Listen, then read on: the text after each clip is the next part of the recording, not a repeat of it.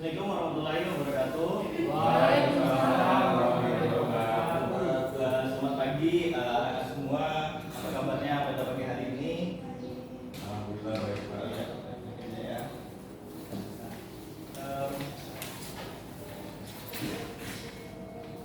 Sebelumnya perkenalkan saya guru sejarah Indonesia di kelas 11 PP1 ini, yang dimana ini adalah kelas awal kalian, atau ini adalah semester 1 kalian, yang mana akan membahas beberapa materi pada hari ini, yaitu tentang masuk dan berkembangnya penjajahan bangsa Eropa ke Indonesia. Jadi pada pembelajaran pada pagi hari ini kita akan menjelaskan tentang bagaimana masuk dan berkembangnya penjajahan bangsa Indonesia di Eropa. Kemudian untuk kompetensi dasar pelajaran kita pada hari ini, yaitu kita diharapkan untuk bisa menganalisis masuk dan berkembangnya penjajahan bangsa Eropa, yaitu ada Portugis, Spanyol, Belanda, Inggris, Indonesia. Kemudian kompetensi dasar selanjutnya itu kita bisa mengolah informasi tentang proses masuk dan perkembangan bangsa Eropa, Portugis, Spanyol, Belanda, dan Inggris ke Indonesia, dan menjadikannya dalam bentuk cerita sejarah. Oke. Tujuan pembelajaran kita pada pagi hari ini yaitu peserta didik diharapkan mampu untuk menjelaskan bagaimana proses masuk dan berkembangnya penjajahan bangsa Eropa ini. Kemudian peserta didik juga diharapkan mampu menganalisis berbagai faktor pendorong bangsa Eropa untuk masuk ke Indonesia. Kemudian terakhir ada peserta didik diharapkan mampu menuliskan hasil analisis tentang masuk dan berkembangnya penjajahan bangsa Eropa di Indonesia. Oke, sebelum kita masuk kepada materi tentang latar belakang faktor pendorong kedatangan bangsa Barat di Indonesia, teman-teman atau anak-anak sekalian, apakah pernah mendengar tentang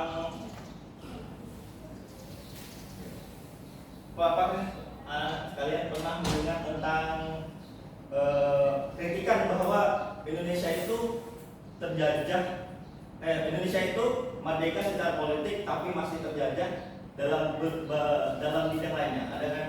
Apakah ada yang pernah mendengar kritikan tersebut? Pernah Bapak. Jadi kritikan tersebut pada dasarnya adalah benar, karena kita secara politik kita merdeka, tapi dalam berbagai bidang yang ada di Indonesia ini, atau khususnya yang kita ketahui bahwa dalam bidang politik saja kita masih memerlukan bantuan dari negara-negara lain. Seperti kita ya meminjam uang kepada asing, yang sampai pada saat ini juga utang kita itu terus bertambah. Nah, jadi selain itu juga teman-teman sekalian di sini ada yang suka K-pop gitu? Satu. Oh ya. Nah, itu adalah salah satu contoh bagaimana budaya-budaya asing masuk ke Indonesia, yang menyebabkan budaya-budaya itu sendiri terlupakan oleh para anak muda seperti kalian ini. Tapi untuk kemajuan dalam bidang teknologi yang dibawa oleh bangsa asing ke Indonesia itu masih bisa kita manfaatkan secara baik, karena itu ada sisi positif dan negatifnya, di mana kita bisa mengambil positifnya saja untuk kebaikan bangsa Indonesia. Baik, kita akan masuk kepada materi tentang latar belakang faktor pendorong kedatangan bangsa Barat Indonesia. Yang pertama itu ada runtuhnya Kekaisaran Romawi. Jadi Kekaisaran Romawi adalah kekaisaran yang terletak di daerah Eropa yang tepatnya ini ada di negara Italia yang beribu kota Roma.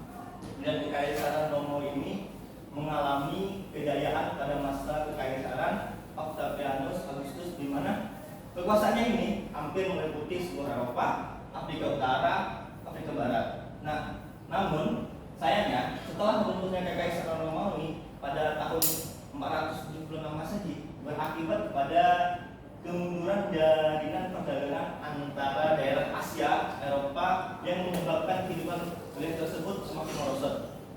Nah, zaman kemunduran ini disebut dengan istilah zaman kegelapan atau Dark Age, dan membuat tatanan hidup bangsa-bangsa di Eropa menjadi kacau balau.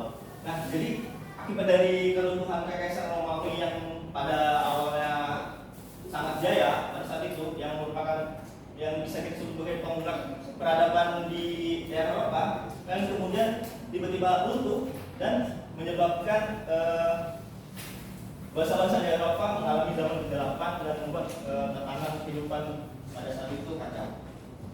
Nah, ini adalah peta wilayah kerajaan Kekaisaran Romawi pada masa kejayaannya. Jadi kita bisa lihat bahwa di sini adalah wilayah Kekaisaran Romawi yang sangat besar. Sampai di sini kita lihat besaran Kekaisaran Romawi yang pada saat itu berjaya. Kemudian ada perang salib. Nah, jadi pada saat itu terjadi sebuah perang yang dinamakan perang salib. Nah, perang salib ini merupakan perang yang melibatkan masyarakat dari Eropa untuk melawan Turki Saljuk dan orang Arab. Nah, perang ini disebut perang salib oleh orang Kristen, dan perang ini disebut perang suci oleh para umat Muslim. Dan perang ini juga berlangsung selama 200 tahun dan terbagi menjadi 7 periode.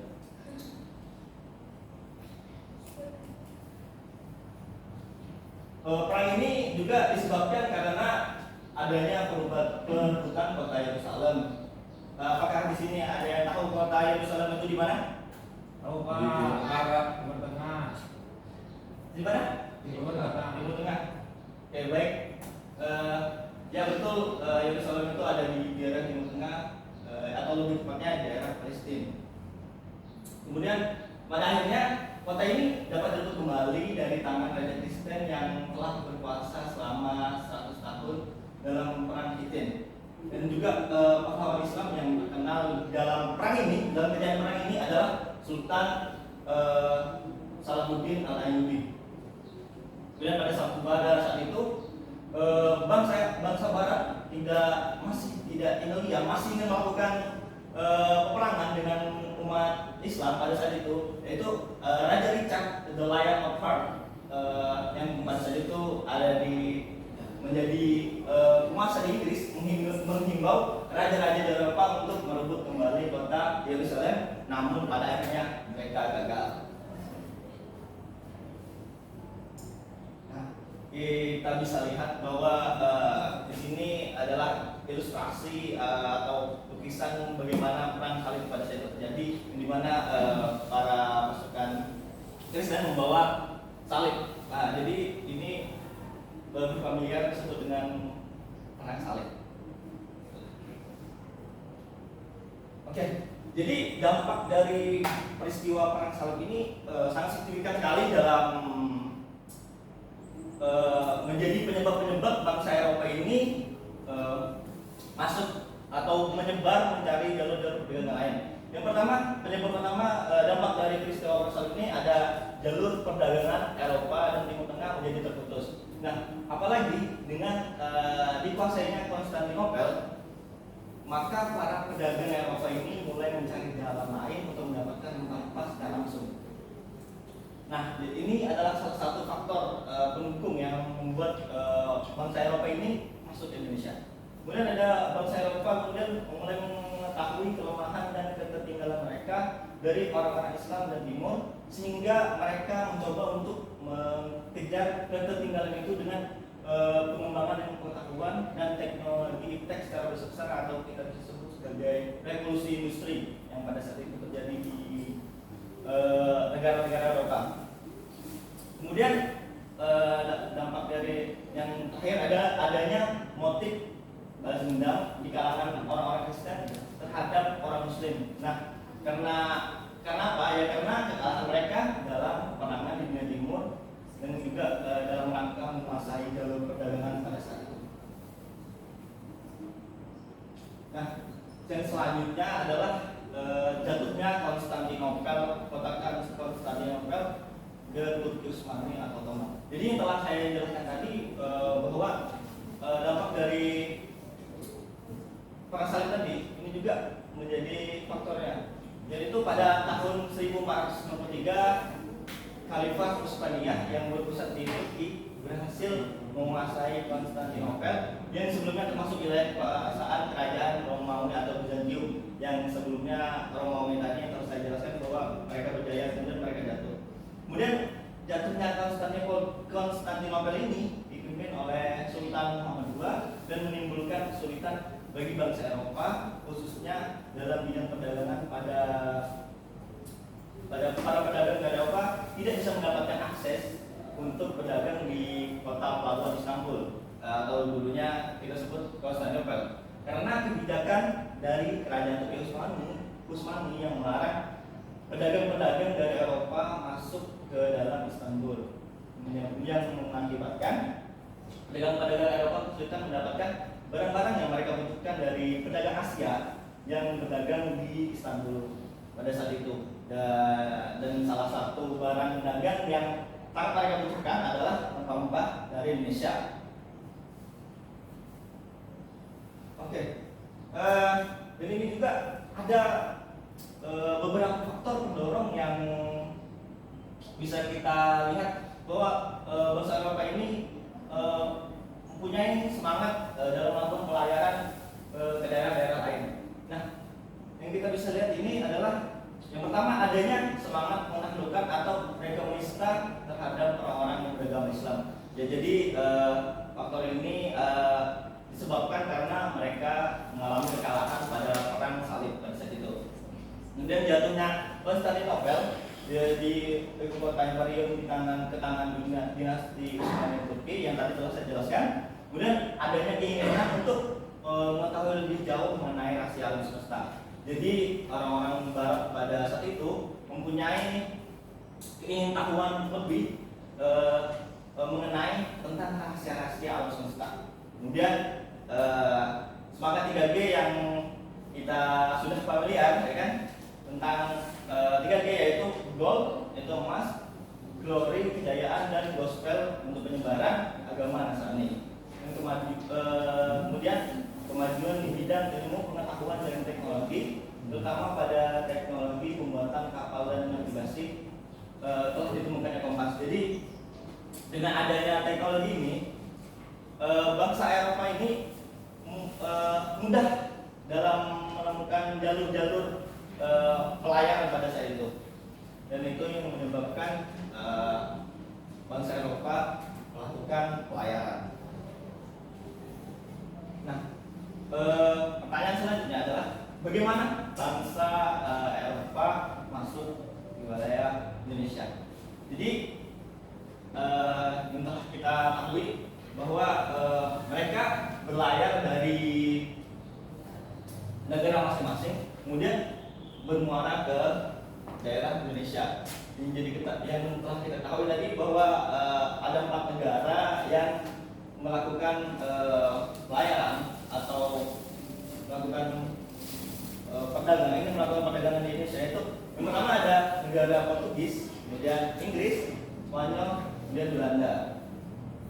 Kemudian kita lihat di sini bahwa Portugis ini dari negaranya kemudian menuju ke Tanjung Harapan, kemudian di India, kemudian Malaka, kemudian yang terakhir ada di Pulau Maluku, kemudian ada Inggris yang mereka melakukan pelayaran dari negaranya, tidak singgah di Tanjung Harapan, kemudian langsung ke India, di India saja.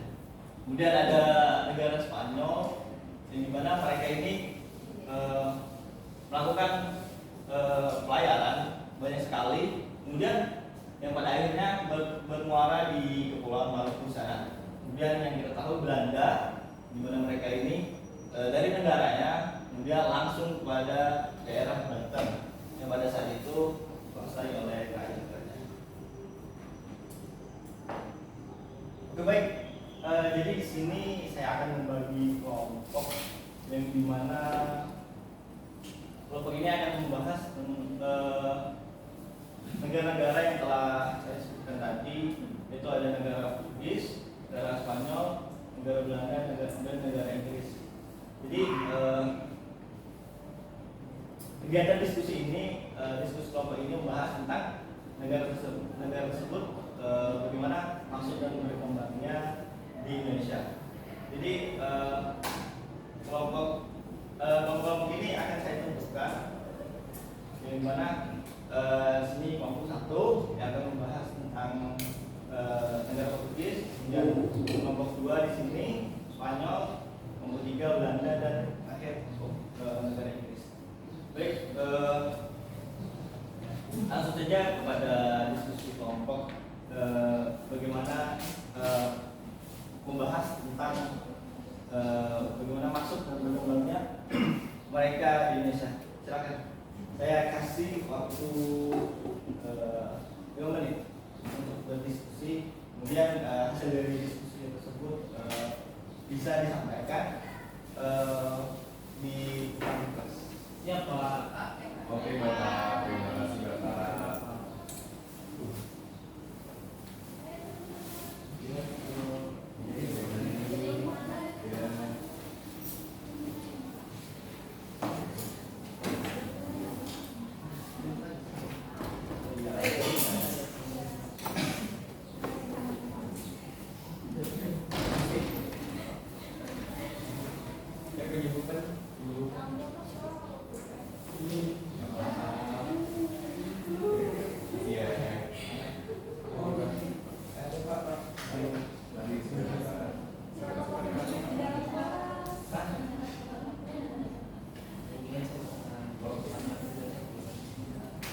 Terima kasih ya.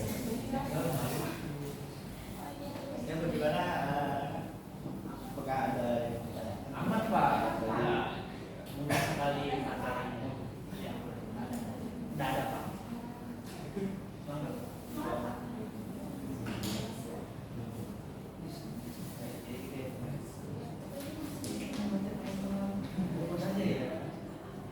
Oh ini menjelaskan tentang bagaimana maksudnya. Iya.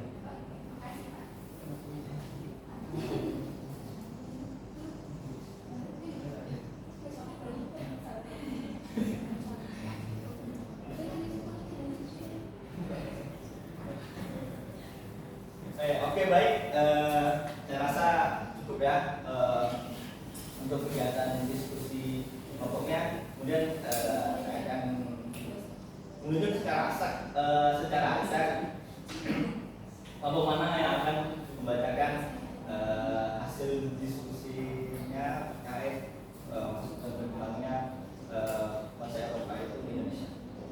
Oke, saya akan menunjuk ke kelompok 4 yang membahas negara Inggris.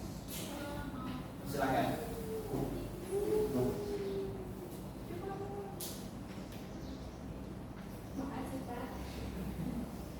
Selamat pagi semuanya. Pagi. Perkenalkan, saya perwakilan dari kelompok 4 yang diberi tugas oleh Bapak membahas tentang negara Inggris. Yang kami cari yaitu bagaimana negara Inggris bisa sampai ke Nusantara, kemudian bagaimana dengan perkembangannya. Inggris membentuk fungsi dagang yang diberi nama East India Company atau disingkat dengan EIC. Dari India inilah para pelaut dan pedagang Inggris berlayar ke Kepulauan Nusantara untuk meramaikan perdagangan rempah-rempah. Oleh karena itu, pada abad ke-18 sudah banyak para pedagang-pedagang Inggris yang berdagang sampai ke Indonesia. Bahkan sejak Belanda masih berkuasa di Indonesia dengan sekutunya Prancis, Inggris bahkan sempat mengancam monopoli perdagangan yang dilakukan Belanda dengan perusahaan dagangannya yaitu VOC. Kemudian pada tahun 1602 pemerintah Inggris mengirim seorang tokoh yang bernama Sir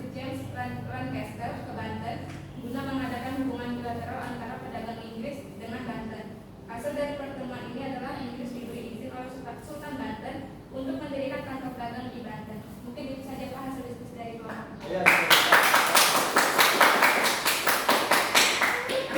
Baik, terima kasih kepada saudara Linda yang menjelaskan tentang bagaimana negara Inggris itu masuk dan berkembang di Indonesia.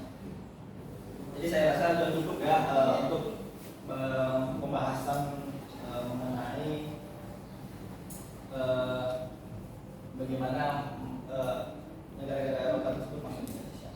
Nah, kemudian di sini saya akan membuat sebuah ringkasan di mana agak garis besar masuknya bangsa Eropa di Nusantara.